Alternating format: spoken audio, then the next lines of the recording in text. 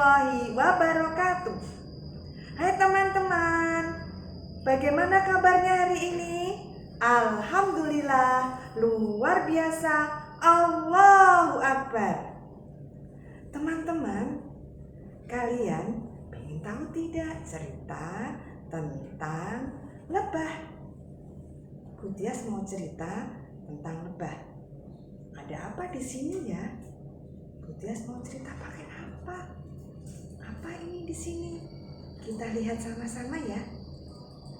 Dihitung dulu. 1, 2, 3. Tada! Apa ini? Kok seperti buku, tapi besar? Iya, ini namanya Big Book. Dia mau cerita tentang lebah dengan buku yang ada di sini. Sebelum kita mulai kisah tentang lebah, kita baca basmalah dulu. Bismillahirrahmanirrahim. Dengan nama Allah yang Maha Pengasih lagi Maha Penyayang. Ada apa ya di sini?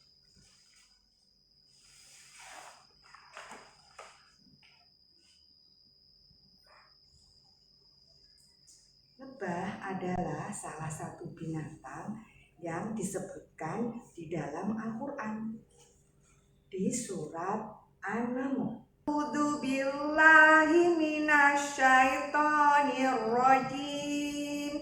Bismillahirrahmanirrahim.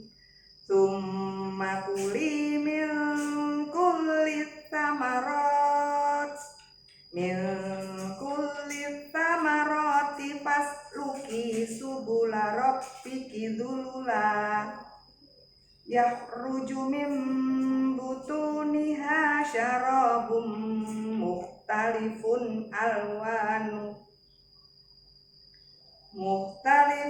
alwanuhu fihi shifaa'un linnas inna fi dzalika laayatan liqaumin yatafakkarun. Shadaqallahul adzim. Dan makanlah dari tiap-tiap macam buah-buahan dan tempuhlah jalan Tuhanmu yang telah dimudahkan bagimu. Dari perut lebah itu keluar minuman madu yang bermacam-macam warnanya. Di dalamnya terdapat obat yang menyembuhkan bagi manusia. Sesungguhnya pada yang demikian itu benar-benar terdapat tanda kebesaran Tuhan bagi orang-orang yang memikirkan. Surat An-Nahl ayat 69.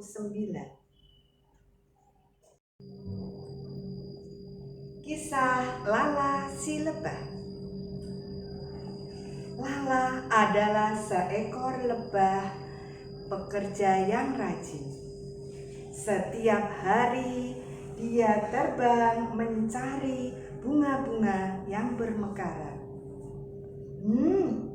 Aku mencium aroma wangi bunga. Lala pun terbang mencari di mana asal harum bunga tadi. Oh, Masya Allah, harum sekali bunga-bunga di sini. Aku harus memberitahu teman-temanku kalau di sini banyak sekali bunga-bunga yang bermekaran. Lala pun terbang meliuk-liuk.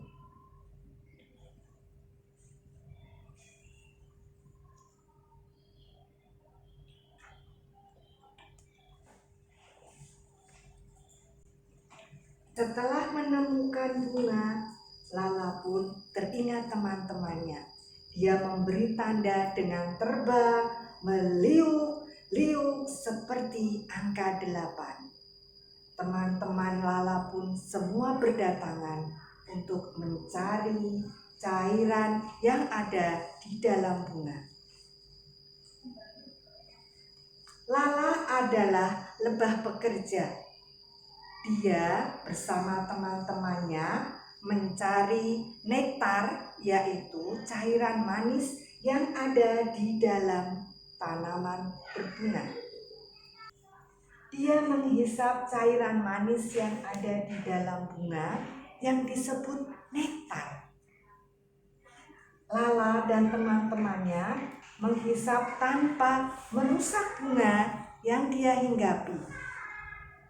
Cairan-cairan tadi dimasukkan ke dalam mulut Lala, disimpan di dalam perut.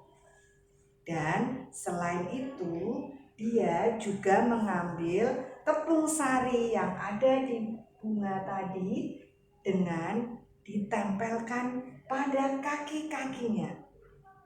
Setelah terkumpul, disimpan ke dalam kantong yang disebut kantong sari. Kantong sari yang ada pada lebah untuk menyimpan tepung-tepung sari dari bunga. Setelah mereka merasa cukup dengan mengambil cairan dari aneka bunga dan tepung sari, mereka pun pulang ke rumah. Lala bersama teman-teman terbang menuju sarang lebah. Alhamdulillah, kita sudah sampai di rumah lebah. Rumah lebah, banyak teman-teman lebah menunggu di sana. Hai, terima kasih. Kamu sudah membawa nektar dan polen. Polen adalah tepung sari yang dibawa lebah dari bermacam-macam bunga. Mari aku bantu. Mereka pun menyerahkan nektar dan polen kepada teman-teman lebah yang sudah menunggu di rumah lebah. Nektar tadi dimasukkan ke dalam bilik-bilik rumah lebah untuk bahan membuat madu. Setelah bilik-bilik ini penuh, lebah-lebah pun yang ada di dalam sarang lebah, dia menggerak-gerakkan badannya supaya suhu di dalam sarang lebah ini hangat, sehingga terjadi proses madu lebih cepat. Setelah semuanya terpenuhi, mereka tidak lupa menutup bilik-bilik lebah itu dengan lilin yang ada di tubuh lebah, supaya madunya tidak kotor dan tidak rusak.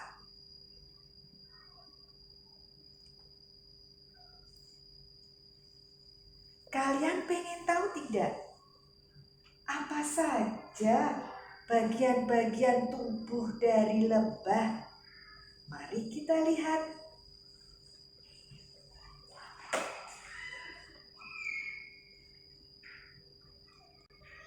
Mari teman-teman, kita lihat bagian-bagian tubuhku. Ada apa ini teman-teman? Ya, mata. Ada sayap. Ada kaki. Kemudian ada dada. Ada apa lagi ya? Yang di sini ini apa ini? Sungut. Nah, letaknya di dekat mulut. Kemudian ada antena.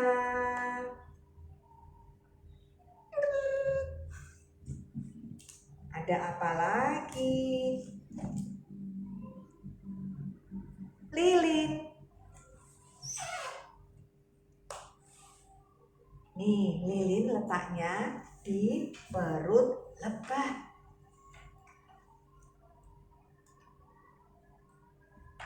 Perut.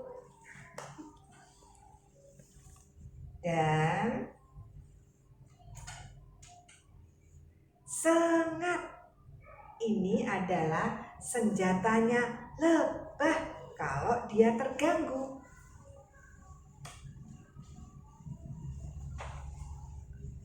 Kemudian ini ada apa ya?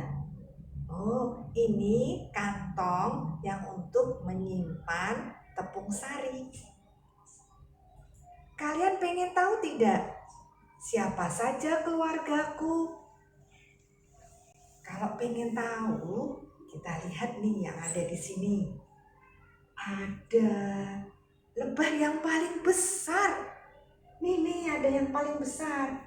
Ini adalah ibuku. Dia bernama lebah ratu.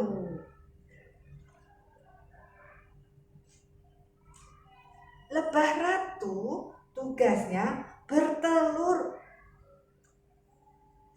Kemudian ada lebah pekerja. Lebah pekerja ini siapa ya?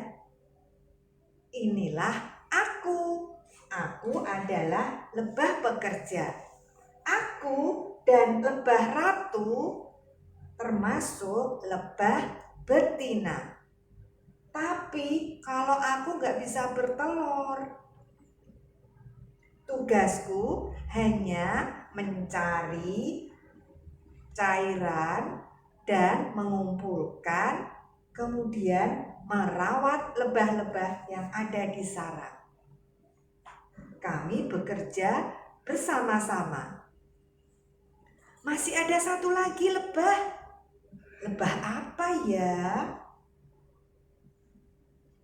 Betul, lebah jantan. Lebah jantan tugasnya membersihkan sarang dan merawat sarang.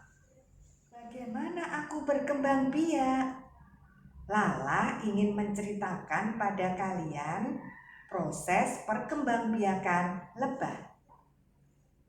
Aku berasal dari telur.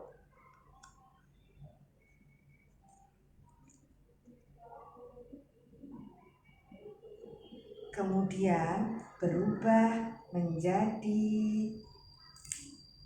larva. Larva ini seperti susu ya teman-teman ya, putih sekali. Selanjutnya dia berubah menjadi pupa atau disebut kepompong. Ketika menjadi pupa atau kepompong, lebah berpuasa loh teman-teman. Setelah itu dia menjadi lebah dewasa. Alhamdulillah, aku sudah menjadi lebah dewasa.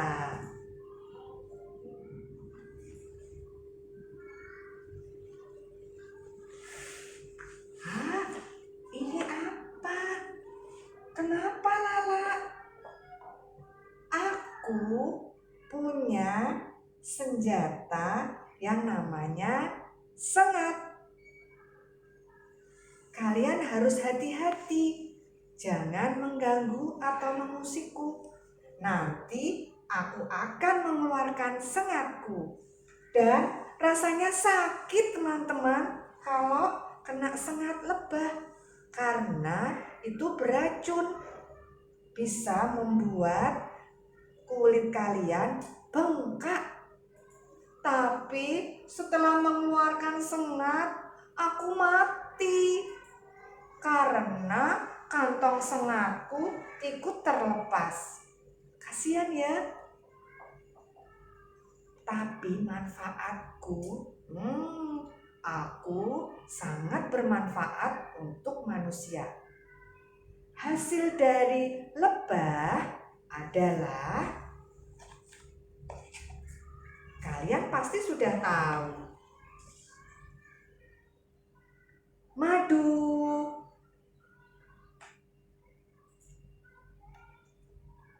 royal jelly, dan polen. Polen ini berasal dari sarang lebah, bisa untuk obat. Demikianlah tadi kisah tentang Lala si lebah. Semoga kita bisa selalu bersyukur kepada Allah, karena Allah telah menciptakan binatang yang bernama lebah yang sangat bermanfaat bagi manusia.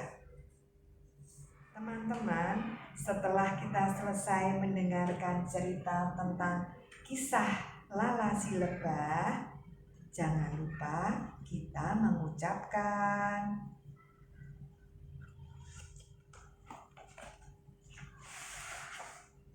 hamdalah. Alhamdulillahirabbil alamin. Segala puji bagi Allah, seru sekalian alam. Wassalamualaikum warahmatullahi wabarakatuh.